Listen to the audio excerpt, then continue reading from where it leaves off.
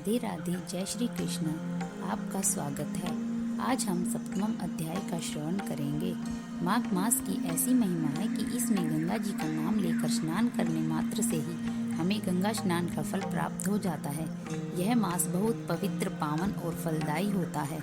इसमें किए गए स्नान, दान और व्रत से श्री हरि विष्णु भगवान बहुत प्रसन्न होते हैं और साधक को शीघ्र ही फल देते हैं।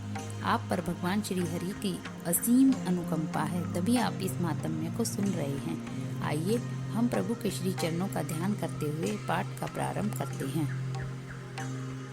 7वां अध्याय। चित्रगुप्त ने उन दोनों के कर्मों की आलोचना करके दूतों से कहा कि बड़े भाई कुंडल को घोर नरक में डालो और दूसरे छोटे भाई भी कुंडल को स्वर्ग में ले जाओ, जहाँ उत्तम भोग है। तब एक दूत जो कुंडल को नरक में फेंकने के लिए गया, तो दूसरा दूत बड़ी नम्रता से कहने लगा, हे भी कुंडल, चलो, तुम अपने अच्छे कर्मों से स्वर्ग को प्राप्त होकर अनेक प्रकार के भोगों को भोगो। तब भी कुंडल बड़े विस्मय के साथ मन में संशय धार कर दूत से कहने लगा कि हे यमदूत, मेरे मन में बड़ी आशंका उत्पन्न हो गई है, अतएव मैं तुमसे कुछ पूछता हूँ, कृपा करके मेरे प्रश्नों का उत्तर दो।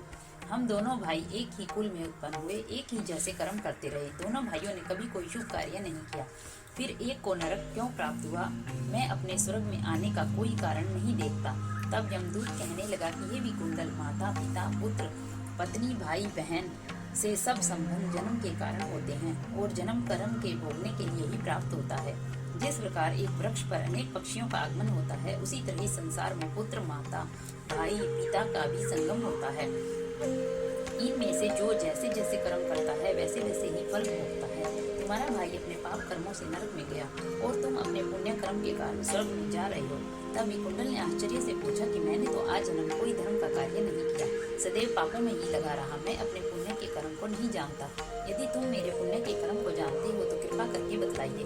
तब देवदूत कहने लगा कि मैं सब प्राणियों को भली भांति जानता हूँ, तुम नहीं जानते। सुनो, हरिमित्र का पुत्र सुमित्र नाम का एक ब्राह्मण था, जिसका आश्रम यमुना नदी की दक्षिणोत्तर दिशा में था।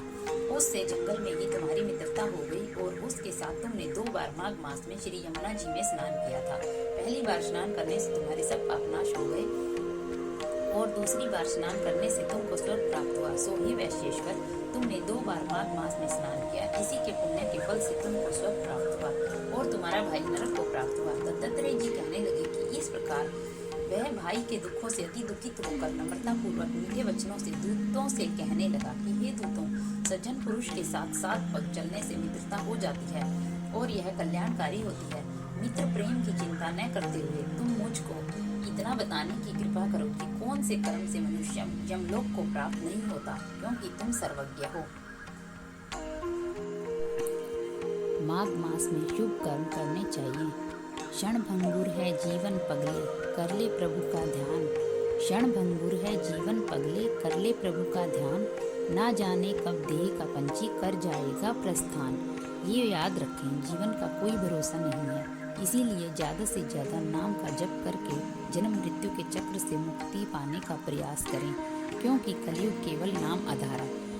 कलयुग में सिर्फ नाम जप करके भक्ति, मुक्ति, भुक्ति, शक्ति सब पाई जा सकती है। इसीलिए नाम जप करते रहें। हरे राम, राम राम, हरे हरे, हरे कृष्ण, कृष्ण कृष्ण, हरे हरे। अपने शास्त्रों का अधिक से अधिक प्रचार करें, यह भी एक सेवा है। राधे राधे, जय श्री कृष्ण।